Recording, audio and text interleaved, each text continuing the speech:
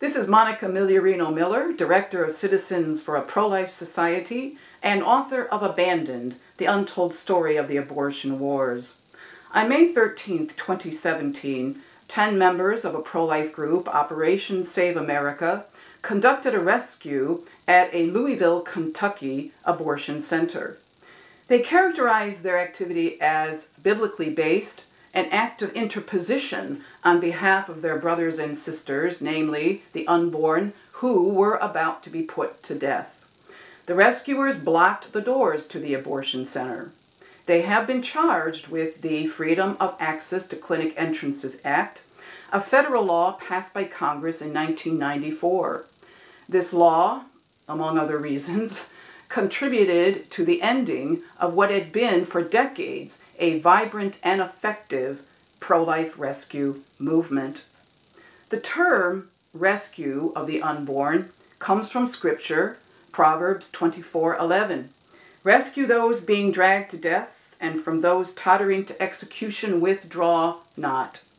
Acting on these words from God that call for action on behalf of the oppressed, thousands of pro-lifers blocked the doors to abortion clinics all over the country. A rescue of this type may be likened to a sit-in activity that could result in the arrest of the participants. It encompasses an aspect of civil disobedience. Now that 10 pro-lifers took it upon themselves to conduct a rescue of the unborn in Louisville, a debate has erupted regarding whether rescues of the unborn should be done. Those who denounce rescues have been quite vocal, taking to social media to argue their position, particularly those active in sidewalk counseling apostolates. It is important for you to know that I have sidewalk counseled for over 40 years. Sidewalk counseling is incredibly important, absolutely necessary pro-life work. We must be outside of the places where the unborn are put to death and reach out to the moms and witness to the sanctity of human life. If we don't do that, we are not a movement. However, we should examine the arguments that oppose the doing of pro-life rescues. Many who oppose rescues argue that the action is not peaceful, not prayerful, not pro-woman, and fault the action for not being law-abiding.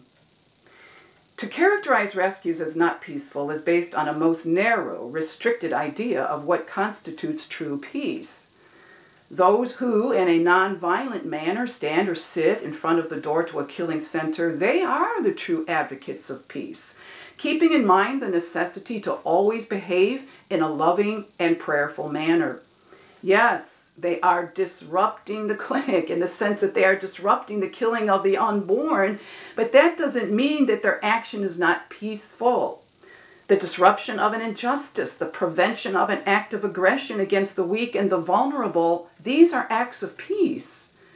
It is wrong to characterize acts of disruption with the absence of peace.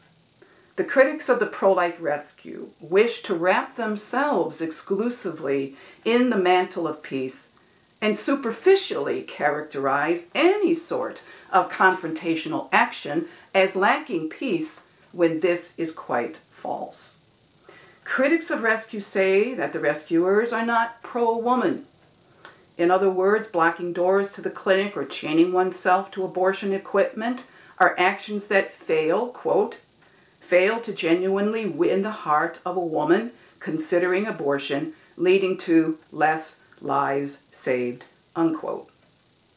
But those who are not familiar with rescues perhaps don't understand that this is not an either-or situation. Plenty of sidewalk counseling takes place while a rescue is in progress. Indeed, rescues may give the sidewalk counselors more time to talk to the moms.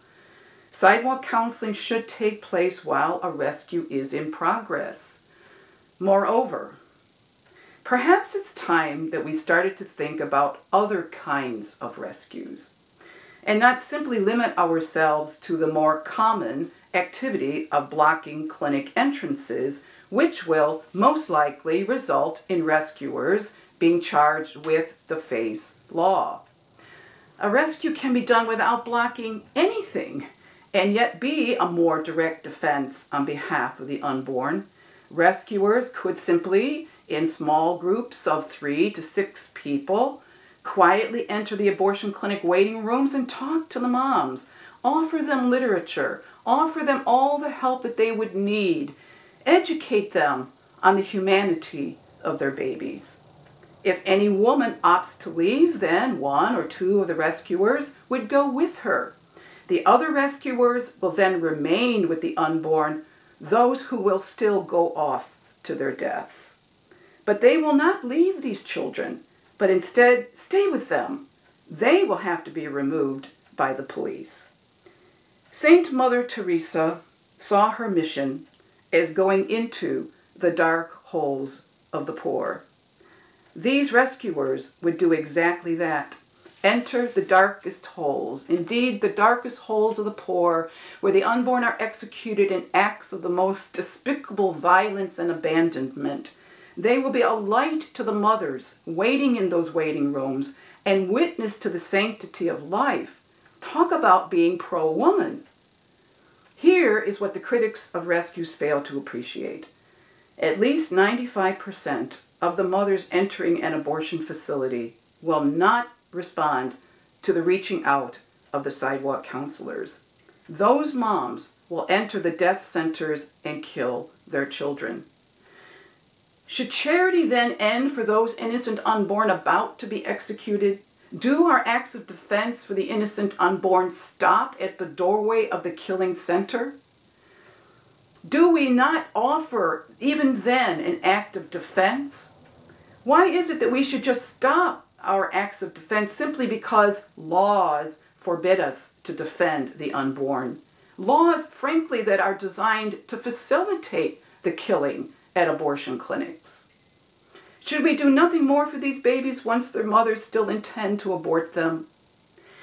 If we put ourselves in the place of the unborn scheduled to be aborted, would we not want someone to plead for us up until the very last moment?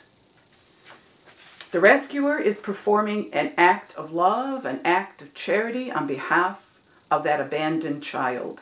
And yes, really as beacons of truth and light, they perform an act of love for the mothers as well. The pro-life movement needs these radical acts of love. To be overly obsessed with law-abiding when a law is unjust is not a virtue. No one should ever make a pledge to never break the law when charity may require that those laws be broken. Now, there is a legitimate concern that rescues of the unborn may result in the enactment of buffer zones and thus negatively impact sidewalk counseling efforts. This is an issue to which rescuers do need to be sensitive, about which prudence should be exercised. Sadly, however, there are many abortion clinics where there are no sidewalk counselors. There is no sidewalk counseling taking place of any kind. Those clinics should be given priority. Or those who plan to do a rescue should first consult the sidewalk counselors, obtain their cooperation, knowing what risks may be involved. But in any case, rescues should not be opposed strictly because of this concern. Why? The fact is that the unborn scheduled to be slaughtered have a moral right to be defended. They have a moral right not to die alone. I hope this short video will give you something to ponder in defense of rescues of the unborn. I hope that you will support those who participate in this act of defense, in this act of love and charity. If you'd like to know more about our work, please see prolifesociety.com, and please let us work and pray to end abortion.